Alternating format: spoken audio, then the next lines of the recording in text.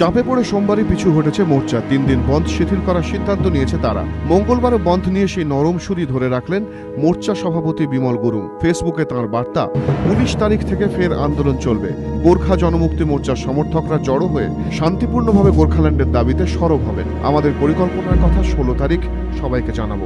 আন্দোলন চালিয়ে যাওয়ার কথা বললেও ফেসবুক বার্তায় একবারের জন্য ফের বন্ধের ডাক দেবেন কি দেবেন না সে বিষয়ে কিছু বললেন না বিমল গুরুং, যাকে নরম সুর বলেই মনে করছে রাজনৈতিক মহল।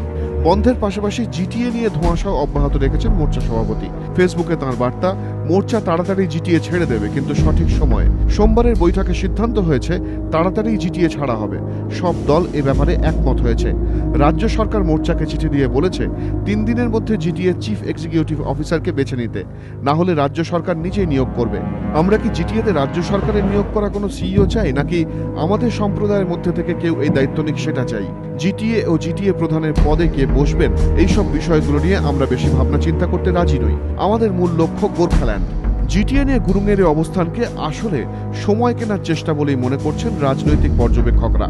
জিটিএ ছাড়া নিয়ে নির্দিষ্ট কোনো সিদ্ধান্তে সহজে পৌঁছতে না পেরেই গুরুং বিষয়টি ঝুলিয়ে রাখার কৌশল নিচ্ছেন বলে মনে করছেন তাঁরা। এদিকে জিটিএর প্রধান সচিব রামদাস মিনাকে চিঠি দিয়ে শুক্রবার সকাল 11টায় বৈঠক ডাকার যে অনুরোধ করেছিলেন জিটিএ চেয়ারম্যান প্রদীপ প্রধান, রাজ্য সরকার সেই অনুরোধ মেনে নিয়েছে। এদিন রিচমন্ড হিলে জেলা প্রশাসনের সঙ্গে বৈঠক করেন স্বরাষ্ট্র সচিব। বৈঠকে ছিলেন জিটিএর প্রধান সচিবও। সেই বৈঠকেই এই সিদ্ধান্ত হয়। বিতনু চট্টোপাধ্যায়, এবিপি আনন্দ, দার্জিলিং।